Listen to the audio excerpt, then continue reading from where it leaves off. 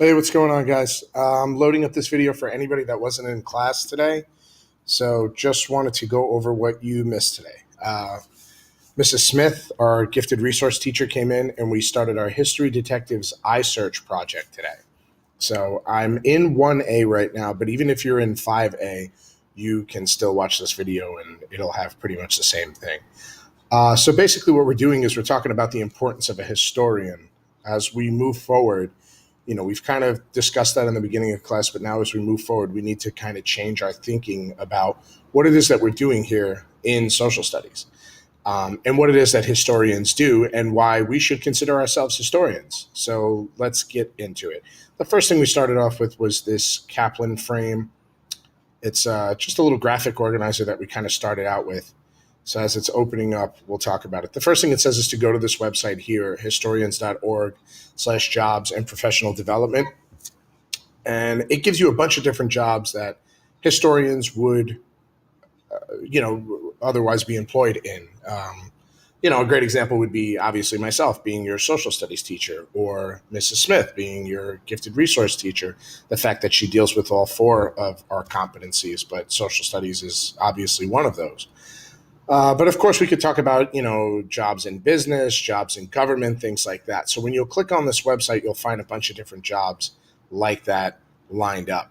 And what you're going to do is find one that you would be most interested in and then describe the types of things that someone in this field might find interesting about their particular job. It doesn't look like I can, maybe I can click on it. Let's see.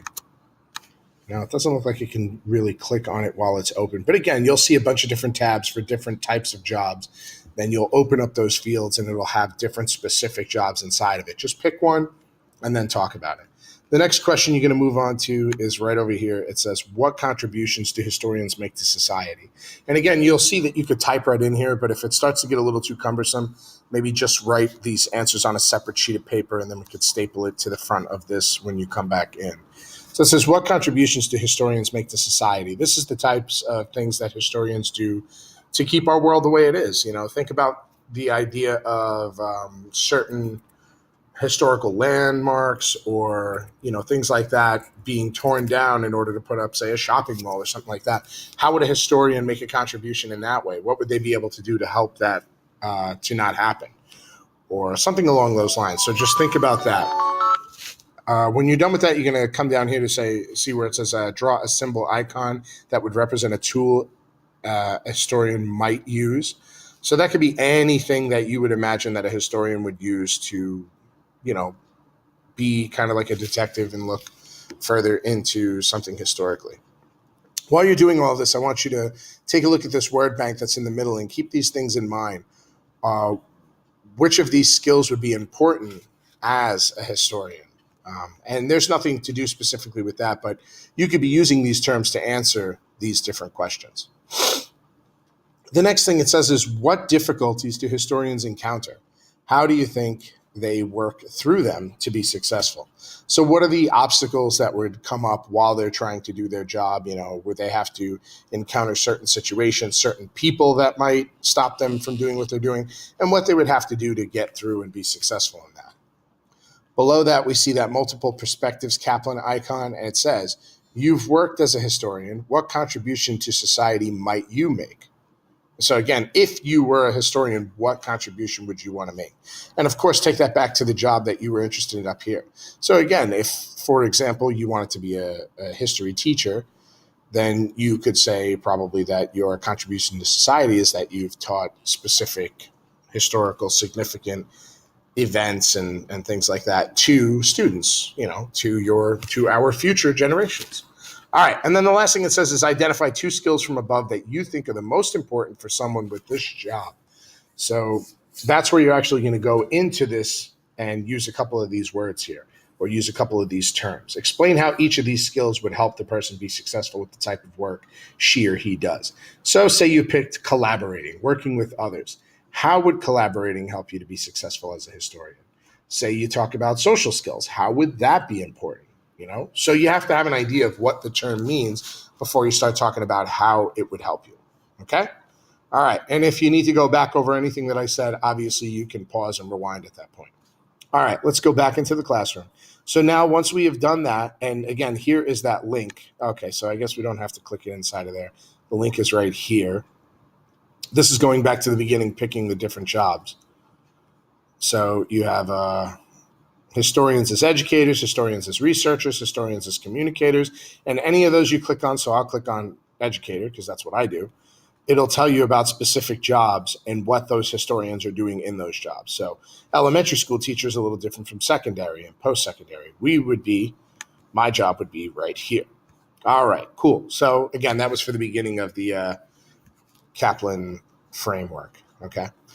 Then the next thing we did was we made ourselves a news graphic organizer, which you've probably seen these before. It's needs, worries, things that are exciting, and suggestions. So these are some of the ideas that your classmates had. Like, what would be the needs of a historian? You would want primary resources like documents like a birth certificate, registration, government docs, right? Because those are all proof of things happening and they're primary resources. They're the first things you can go back to and look at. Secondary resources, of course, would be somebody writing about someone else or something along those lines. We also talked about carbon dating. We talked about that with the Clovis and pre-Clovis peoples. Carbon dating to see how old those things are, their artifacts and things like that, or reading letters, finding any of those things. Worries, things that you would have to worry about, losing artifacts and sites, and you could read all of these things. Things that you'd be excited about as a historian, and suggestions you would make to someone to be successful as a historian. At this point, you would pause this and take a good look at these and see which ones you agree with. Okay? All right, let's move right along. So now that we have done that, we're going to come down here to our historical detectives checklist. So let's open that up first. And you guys will be dealing with everything that's in the middle row here, okay? Obviously, this information here is giving you what you need. Over here, this is the information that you need in order to answer the question that's in the middle. And then Mrs. Smith and I, will be going back and giving comments over here on the work that you've done. When you open it yourself, you'll have your own document. So you'll be working inside of your document. Please don't mess with anything that's over here, okay? Because once you start erasing stuff over there, you're not going to be able to answer questions over here. There is absolutely no reason for you to be over here. You should just be reading, not typing, okay? So the first thing says, which essential questions interest you most? You're going to read these essential questions and you're going to pick which one interests you most. So this is going to be where you pick A, B, or C. And you are going to answer my choice is and what interests you most about that group. And down here, my big inquiry question, that's where we'll kind of leave off for now. Okay? So let's just focus on getting up through this part. If you have any questions, let me know. This will be the last part you do. And that's it. Please make sure you get that done. All right. Have a good one.